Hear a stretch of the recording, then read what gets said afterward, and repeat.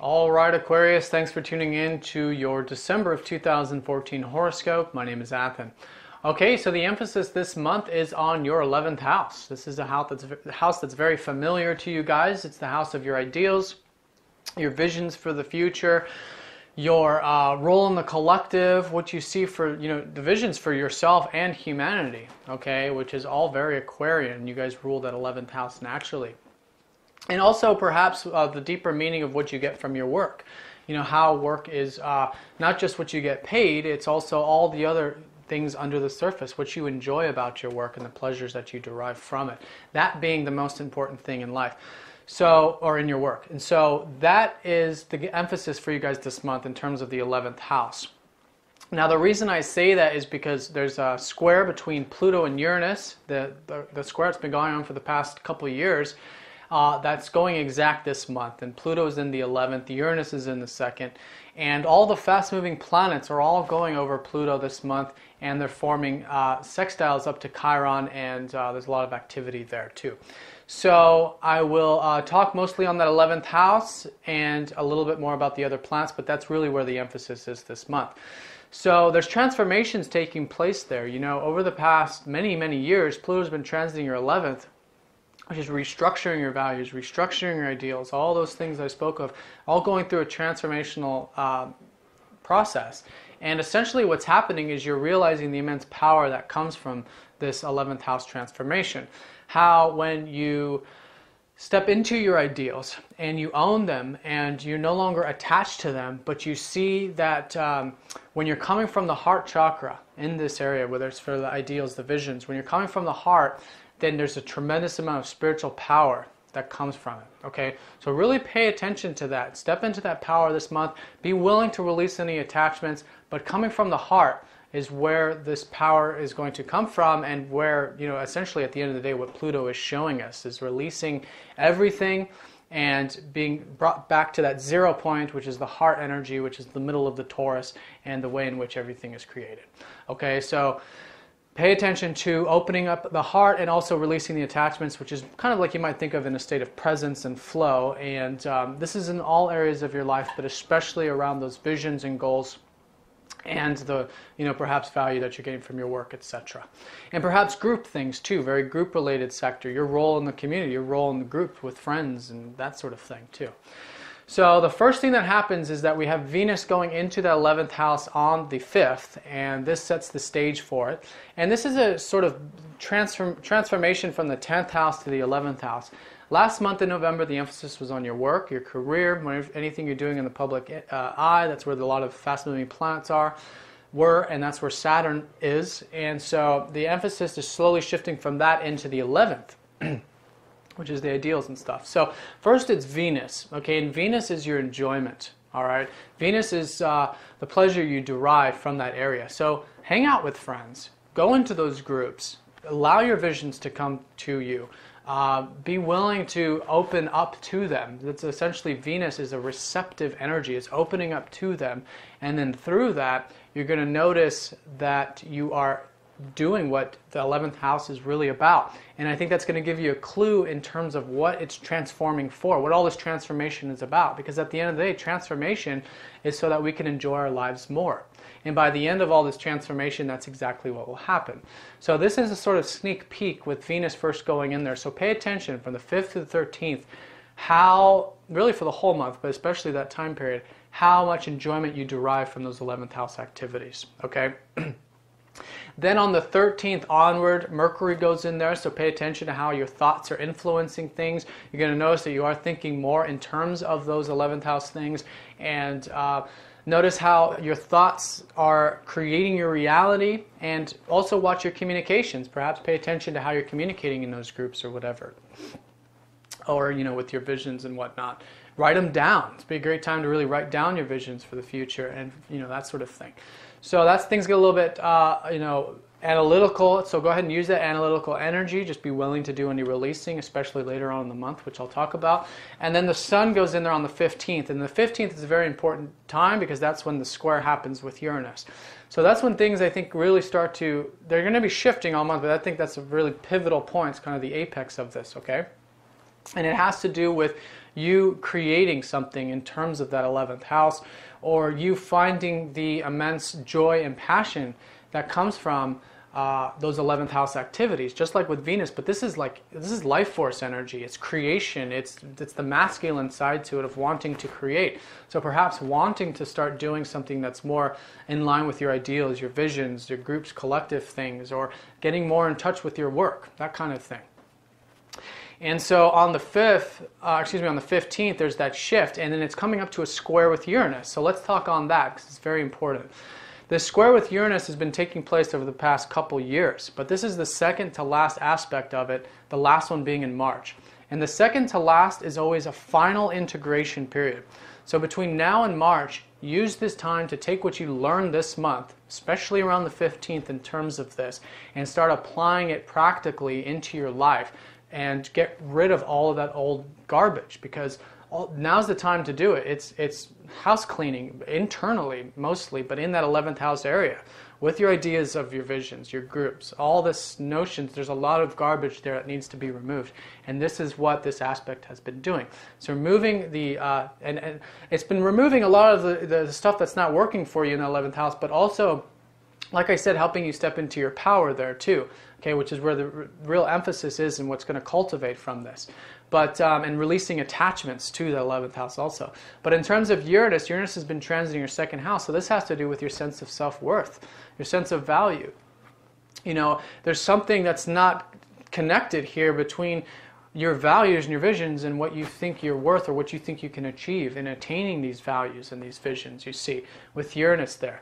So it's time to just do that cleaning, and the cleaning comes from, like I said, coming from the heart chakra and just releasing any attachments. Through releasing the attachments, you're going to notice things are starting to unfold naturally, and things are going to start to shift, because it's all about our life path here. It's all happening in Sagittarius. So things are shifting when you give it the space to shift. So in terms of Pluto, that's the case. But in terms of the second house, let's speak a little bit more in terms of that. There's this higher self that's trying to merge with your sense of value. You know, it's like there's freedom. It's like there's a part of you that wants freedom to just have abundance in your life, because you do deserve abundance. We all do, okay? And Uranus is showing you that you have abundance when there's freedom, okay? But freedom comes from allowing yourself to just be the way that you are. And in this sense, allowing with Pluto, it's been showing us how we have to release attachments and go with the flow. Okay, and we have to step into our heart center, our spiritual power.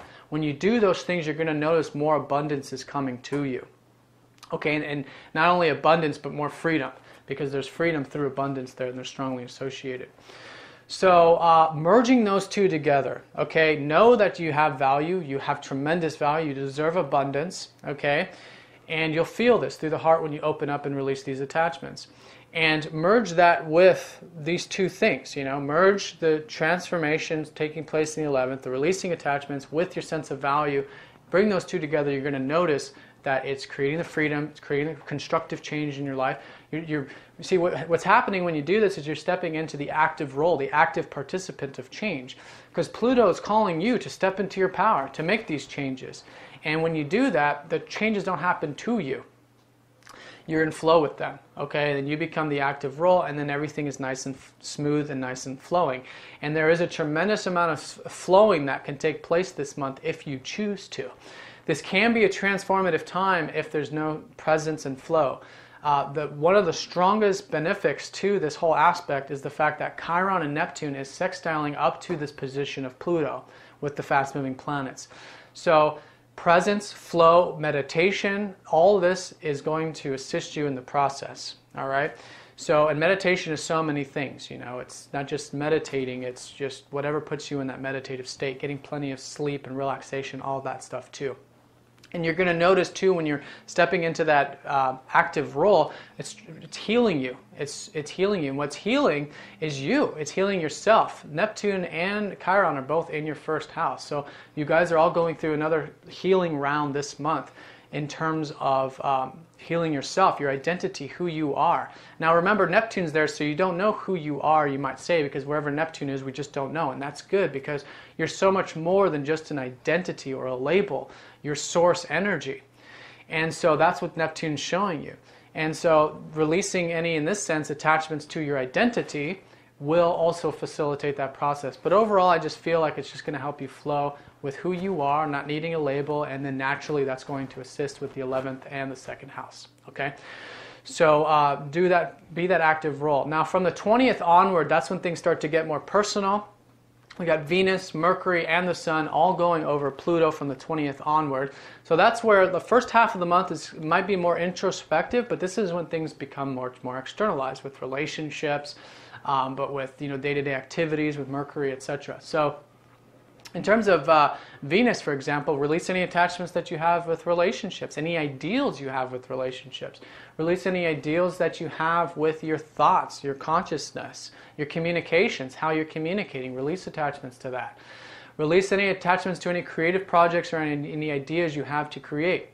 Now, there's a difference between releasing attachments and doing it. You can do these things, you can be in those relationships, you can have those communications, you can have all this if you're non-attached, okay?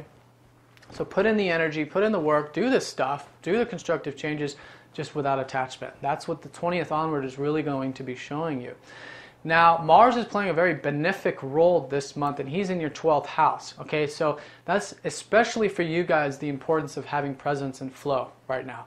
Mars in the 12th is going to be there all month, and he's forming nice positive aspects up to Uranus. And so what you're going to notice is that you have to bring presence into your actions, into your everyday experience. Like I said, it's not just meditating, it's just being present in everything that you do.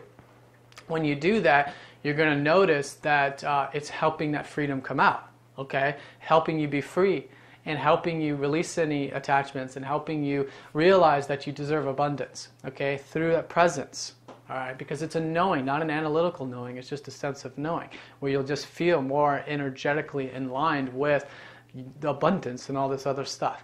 So that's how the 12th house works. It's a surrendering. So surrender the feeling that you need to do something. But naturally, you'll notice when you give yourself the freedom to do nothing, then you'll want to do stuff. And that's coming from the right place. That's coming from compassion, and it's coming from presence. Now, and right around that same time, Uranus goes station direct in that 2nd house. So there's a tremendous amount of freedom, of sense of value that is going to come towards the end of the month around the 21st. Now, this is all dependent on how much you guys are actively involved in this. So the more actively involved that you are, the more freedom you're going to feel. But this is a subtle energy, so don't expect to just switch off, switch on all of a sudden. It's a very slow planet, but you're going to notice that all this transformation that you've been doing in this area and all this freedom or all this releasing is creating more freedom, okay? And that's going to be freedom for the next few months through March, and that freedom, really tap into that, because that's going to be assisting you in this square process too through March. But overall, at the end of the month, I think there is going to be a sense of freedom. It's going to be a freedom of your values. There's going to be clarity, and things are going to feel like they're starting to move forward in your values. And on a mundane level, this does have to do with resources and finances and that sort of thing too. So if there's been any blocks in regards to that, that could be a time when things start to clear up. And also when you want to start making decisions, you want to wait till the end of the month before you start making any major financial decisions. That's just mundane stuff. But yeah, that's Uranus. Let's talk about Jupiter. Jupiter is in your 6th house, has been actually for almost a year now, and he's going retrograde on the 9th in that 6th. So you guys have actually had a lot of opportunities and a lot of optimism in the 6th house activity, which has to do with daily work, has to do with health, routine, that sort of stuff, any crafts that you're working on, and just overall your daily activities. So seeing the abundance from the 9th onward, use that time to really reflect on the abundance that's in that house, okay, in that part of your life, which it's there. And maybe this is just the time when, when Jupiter's direct for a long time, we kind of take it for granted. And then when Jupiter goes retrograde, then we start to go, oh yeah, all that stuff that isn't, that maybe we just totally forgot about and just stopped focusing on. So use that time just to reflect on the 6th house stuff, see all the abundance in that part of your life, and how the more expansive you are, the more opportunities you can allow in for that abundance to come into that sector. Now let's talk about Saturn, because Saturn's actually playing a very strong role this month, not necessarily astrologically, but he just went into Scorpio, into your 10th house, which is a new energy. And I just feel with all this transformation with Pluto, we're going to need a very strong grounding element this month. And that's what Saturn is that grounding element. So it's in your work, it's in your service work, okay? And of course, this doesn't mean necessarily for money. It's just anything you're doing in the public. So keep using that as a grounding element. Stay grounded with your work, with your career. Use those mature, responsible characteristics that you've learned over the years. Apply that to that sector of your life. And then through that, you're going to notice that's creating a very strong grounding element. Okay, and that's really experience and mastery. And there's Saturn. He's showing you that the immense importance of being grounded in your work. Okay, that there needs to be long-term plans. You need to be able to see the big picture. You need to make, overarching plans and views of the whole work sector. Look at things in the long term and make this step-by-step active approach to creating that structural change to your work that's going to be needed over the long term. And through that, it's going to provide a very strong grounding element for you guys, help you feel more grounded this month. Okay, so let's talk about the full and new moon taking place this month. The full moon is happening in Taurus, which is your 4th house. So I think towards around the 6th, the beginning of the month, you're going to start to realize that the abundance or whatever is cultivated around that 4th house area for you. But overall, it's going to be illuminating your inner self. The 4th house is your emotions, your inner temple. It's also home and family on a mundane level. So maybe seeing the cultivation of that. But on a deeper level, it has to do with your feelings and your just overall human body. So pay attention around the 6th to any insights that you get from your feelings in terms of that, okay, around the 6th, and really pay attention. And then through that, I think there's going to be some insights that really assist you this month. And really see the importance of being grounded, rooted, and stable. Pay attention to where you come from, in a family sense, in a physical sense, but also in a spiritual sense too. 4th house is our roots. So paying attention to that can serve a very strong intuition, a very strong guiding principle for you this month. Now on the 21st, to wrap things up at the end of the month, the energy is happening in that 11th house. So after all this transformation taking place, there's going to be that sense of freshness, newness. You're going to be transformed in that area, and it's going to create a new beginning and a new opening and a new portal basically for the next year, because if you want to look at it that way, it's happening right at the beginning of January. In January, then there's going to be that energy is going to be higher. We're going to be coming up to that full moon, so starting to put energy into these ideals, these community stuff, this work that you're doing, perhaps getting deeper with your work or whatever it is. So yeah, very exciting stuff, and pay attention around the 21st. There's also some intuition that can take place there, but overall it's just a sense of freshness and new beginning, and it's actually perfect time to set intentions for the new year, especially around the work, like I said, but maybe, bringing in those ideals into that, or anything that's in that 11th house. All right, guys, so I'm going to draw a card and see where Spirit would like a little more emphasis for you this month. Saturn. Okay, that is the 3rd time this card has come up in a row. And that, I think, is just a reminder to be more grounded, or just to maintain your grounding this month. Okay, because I think with a lot of this shifting, a lot of this changes, there's that strong foundational element that's needed this month, okay? And the grounding, like I said, is happening through your work. So perhaps this is the month to really start putting energy into that, but in the grounded way, slow and steady, one step at a time. And don't forget to look at the big picture. Saturn reminds us to not lose sight of the overarching view of our overall life, and seeing how these transformations that are happening are just small transformations that are getting us in alignment for a much larger plan, a much larger picture of our overall life. Just want to let you guys know that I'm offering a special this month. It's a 45-minute recorded reading gift you can give to a friend or family member.